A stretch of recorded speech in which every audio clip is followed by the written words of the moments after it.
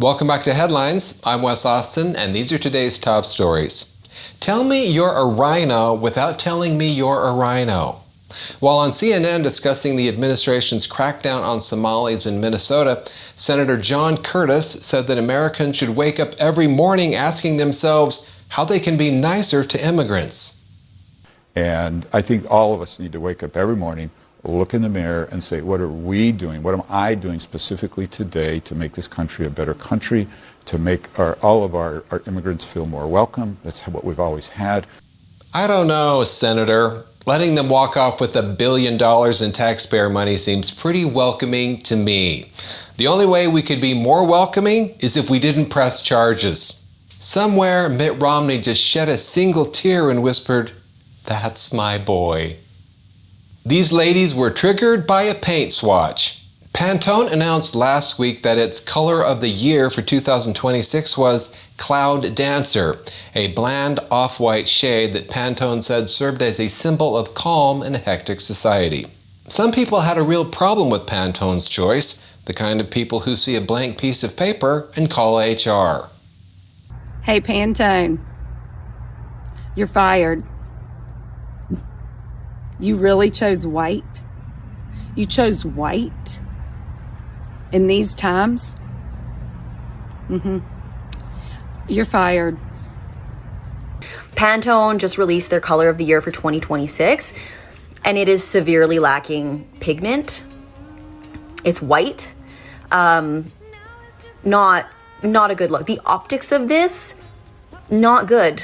Not good, Pantone. Now, Pantone says that they chose Cloud Dancer as their color because it's a clean slate. It's a sense of calm. But without action or change to this administration that we're going to be subjected to for the next 3 years, I feel like this color is gaslighting me because how can I be calm?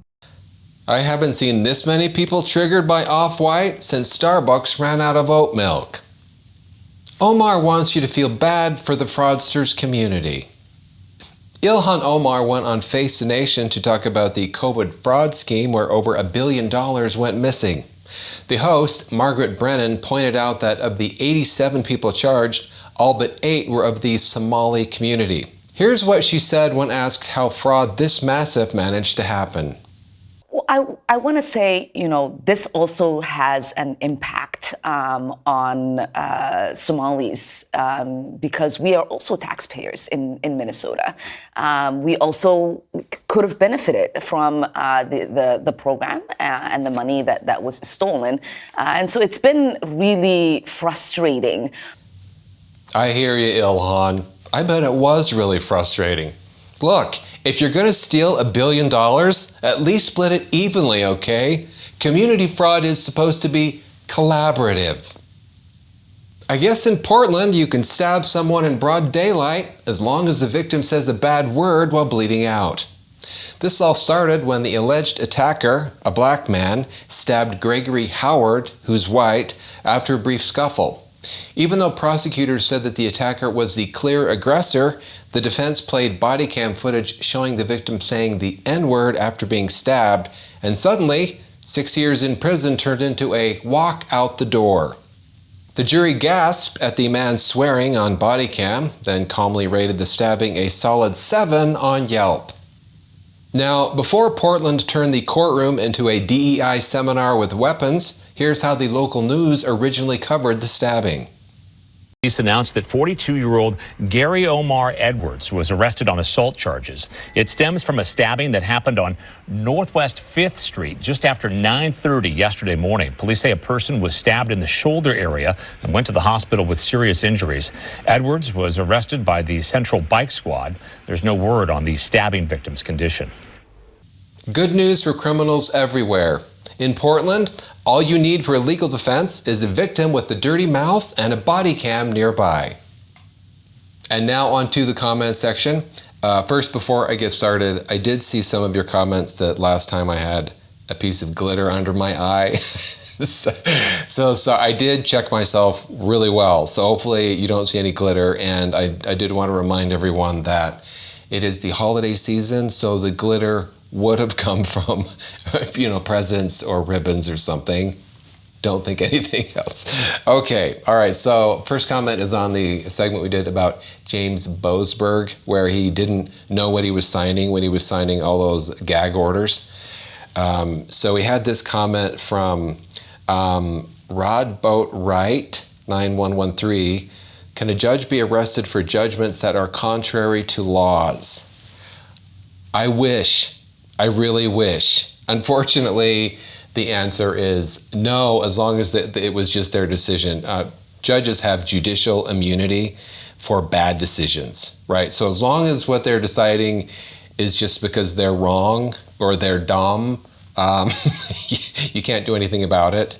I mean, you can appeal it and the court above them can reverse it, but you can't go after the judge and arrest them for making a bad judgment. So does that mean a judge can be biased? Yeah, unfortunately it does. I mean, they shouldn't be, but as long as it's just a bad decision based on because they didn't understand the law or they are kind of biased and that helped them not understand the law, you really can't go after them. But where you can go after them is if there's some kind of evidence of criminal intent or there's a separate illegal act involved. Then you can actually go and arrest the judge. So I have a few notes here. So corrupt or criminally motivated rulings, those are going to be prosecutable as bribery or fraud or some other crime that would be defined by statute. And we do have a few examples. So this is in Pennsylvania. This one is, I don't know if you've heard about this one.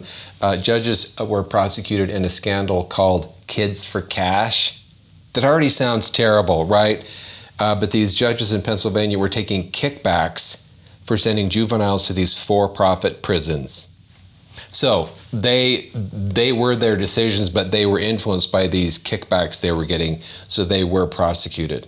So I think anytime you see a judge who's getting any kind of payment or bribe, for sure that's going to be some kind of criminal act that you can try to go after that judge for that decision. Now, if it's something that is outside of the decision they're making, then yeah, that does not relate to their decision as a judge, and you can go after them for those acts. Now, you probably remember the Milwaukee judge who tried to help the illegal immigrant escape ICE. I think her name was it Dugan? Yeah, Judge Hannah Dugan. I'm going to put that up on the screen here. Milwaukee judge not immune from charges after allegedly helping illegal immigrant evade ICE, prosecutors say. So she first tried to get that case dismissed, saying she had immunity, and luckily the court came back and said, no, that wasn't within your scope of making a decision as a judge. That was outside of that. Now, unfortunately, I did find this other article that kind of did a survey to show what happened to judges, even when they did something wrong outside of a decision. And a lot of them get away with a lot of stuff, which was very disappointing. But I want to look at this just so we all know that it does appear like judges get a lot of leeway in getting away with things, which they shouldn't. If anything, I would think judges, it should be much more strict with them. They shouldn't be able to get away with more than what regular people can get away with. And this is from Reuters, so it's not at all conservative, very leftist sort of publication. But thousands of U.S. judges who broke laws or oaths remained on the bench. And some of these, there's just a couple examples, but man. Okay, so the first comprehensive accounting of judicial misconduct nationally, Reuters identified and reviewed 1,509 cases from the last dozen years, 2008 through 2019, in which judges resigned, retired, or were publicly disciplined following accusations of misconduct. In addition, reporters identified another 3,613 cases from 2008 through 2018 in which states disciplined wayward judges but kept hidden from the public key details of their offenses, including the identities of the judges themselves. Okay, so all told, 9 of every 10 judges were allowed to return to the bench after they were sanctioned for misconduct, Reuters determined. They included a California judge who had sex in his courthouse chambers, once with his former law intern and separately with an attorney. Come on. A New York judge who berated domestic violence victims, and a Maryland judge who, after his arrest for driving drunk, was allowed to return to the bench provided he took a breathalyzer test before each appearance. If the judge, if you have to force him to take a breathalyzer every time he goes to sit, are you? Anyway, so and this was for acts done outside of their decision, but I'm just saying, like, if judges are getting away with crazy stuff like this that is not them making a decision about something, that just shows you, I think, how much leeway they get on making bad decisions. Like, well, you know, it was a decision that was wrong because I'm dumb, but they would never probably admit being biased. But anyway, so that is the answer to that particular comment. All right, thank you for watching Headlines. I'm Wes Austin. Good night. Please like, comment, and subscribe.